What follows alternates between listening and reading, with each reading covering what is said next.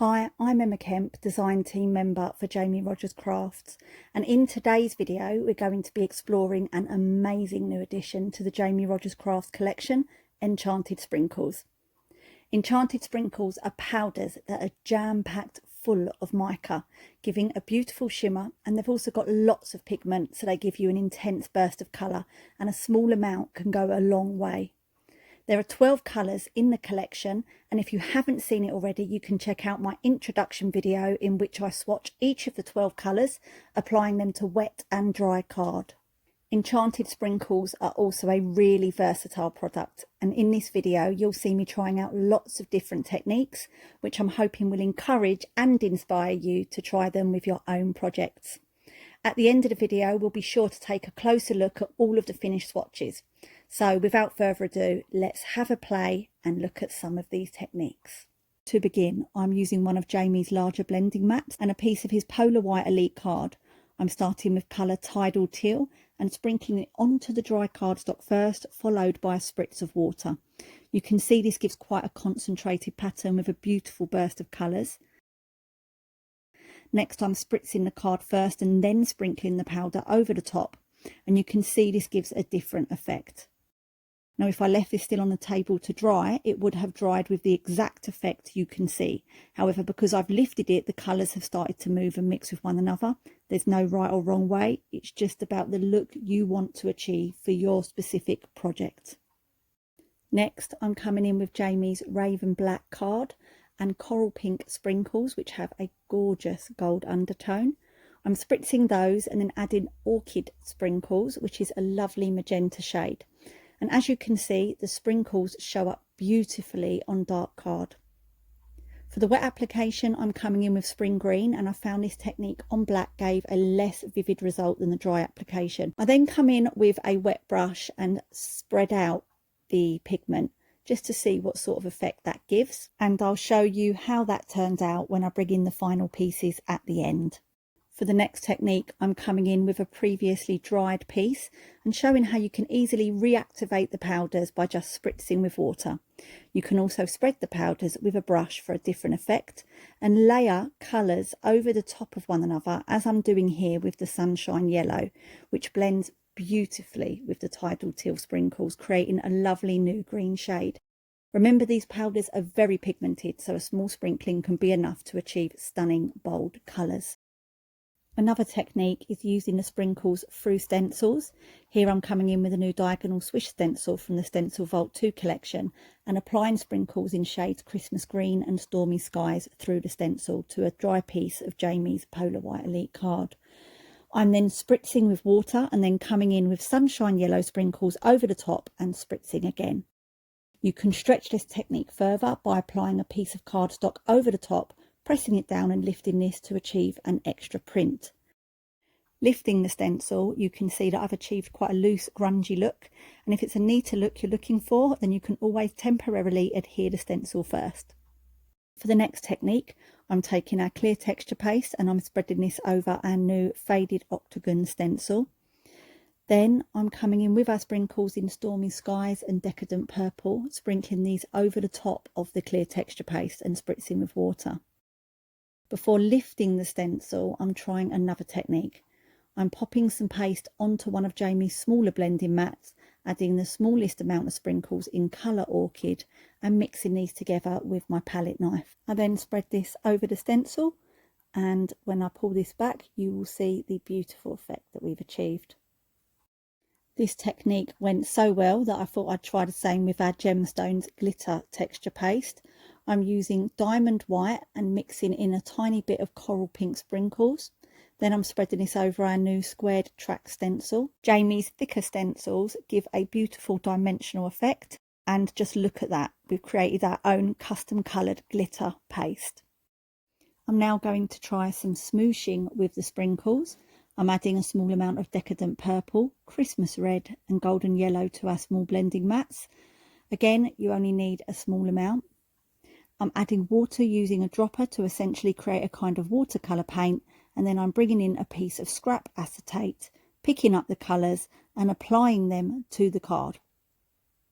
On hindsight, I'd have been better separating the colours out more on the mat or adding them one by one, as mine have mixed on the mat and muddied slightly. This way of using the acetate is useful, however, as it acts as a window so you can see where you're placing your colour on the card.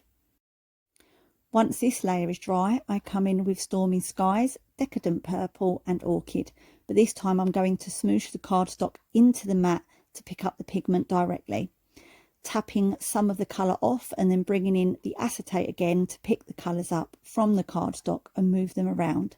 This technique is great for creating grungy backgrounds. If you're wondering what you can do with the backgrounds like this, they can look fab with stamped or embossed images over the top, as I'm showing here with Jamie's ornate pattern stamps. And they can be very effective below detailed die cuts, such as with the floral square tile die here in black, and with a white panel that I've created from Jamie's Frosty Snowflake Corners die set. You can, of course, also die cut from the sprinkle pieces directly. Enchanted Sprinkles are also really great for creating multicolour ink splatters, as you can see here. For the next technique, I went to town in trying different ways of stamping with the Enchanted Sprinkles, and you'll see that you can achieve different effects depending on how you apply the paint to the stamp. For the first 3 attempts, I used a drier application, which gave a far neater effect. And then I experimented applying more liquid to the stamps, and this produced a more messy effect, perhaps more grungy, and so it really depends on the look you're trying to achieve for your project. I'll show you at the end when these have dried how they turned out. Another really fun technique and a great way of using up any excess paint on your mat is to colour ribbon or fabrics with the sprinkles, which I'm doing here with some binding ribbon. It's a really cool way to make your own custom coloured ribbons that you can match to your projects perfectly. Just remember that being water-based, these are not waterproof and will react again if wet. This is definitely a messier technique and your fingers will get dyed if you aren't wearing gloves, but as you can see here, it creates a really cool, almost tie-dye effect. Still using the remaining sprinkles on my mat, I'm coming in with a damp sponge and showing how you can easily apply the sprinkles through our faded octagon stencil. Being that the colours have mixed on my mat, this also creates a really nice multi-tonal effect.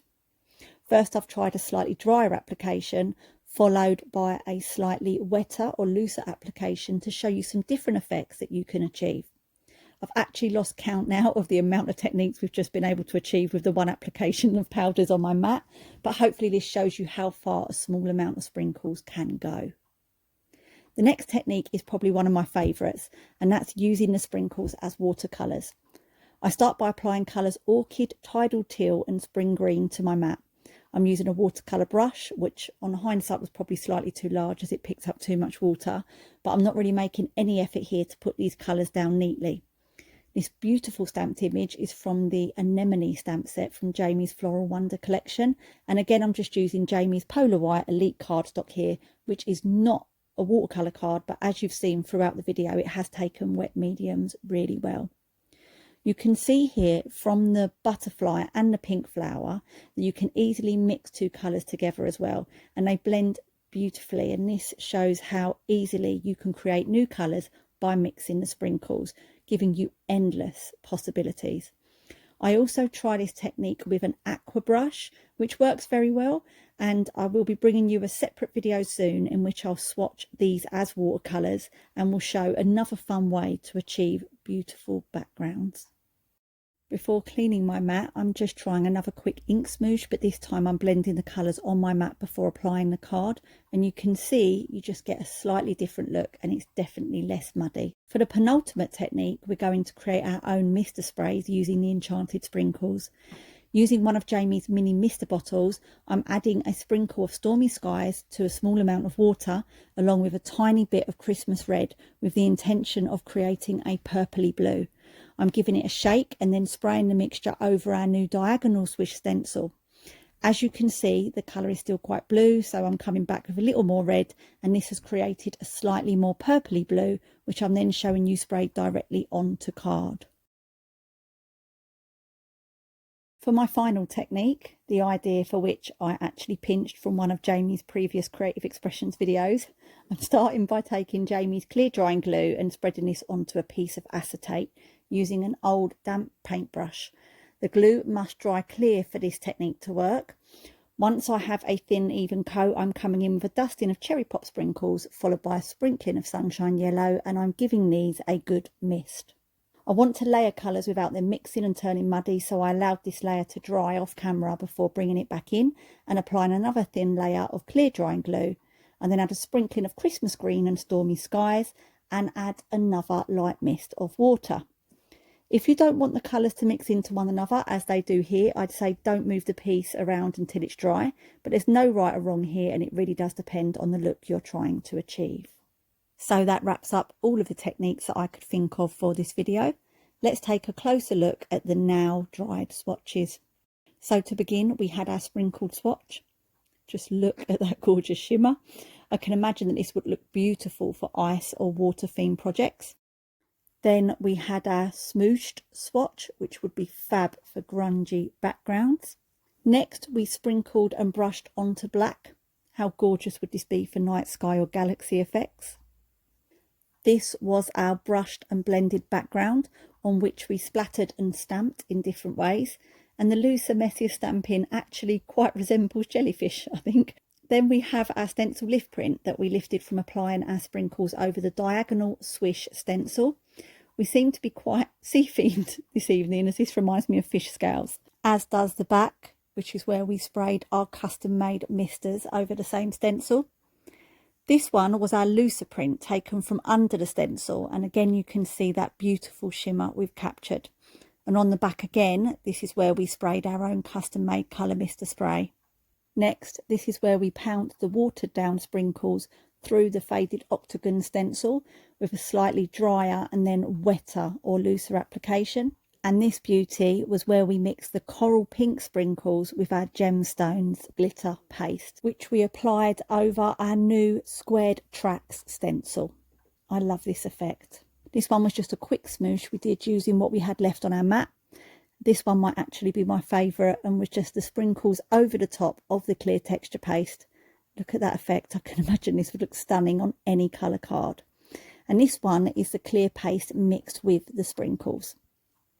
Then we bring in our own watercolour piece, which looks so pretty. Unfortunately, my camera hasn't captured the beautiful shimmer well, but it is there. And then not forgetting our custom made coloured ribbon, another fun technique. And finally coming in with our acetate piece, and check out the almost stained glass effect that this gives, especially behind our lovely floral square tile die cut. And again behind our frosty snowflake corners die cut. It's just absolutely stunning. And that's the end of our video. I really do hope you found this helpful. If you have, please do let us know by following Rodgers Crafts and letting us know in the comments. Thank you for watching.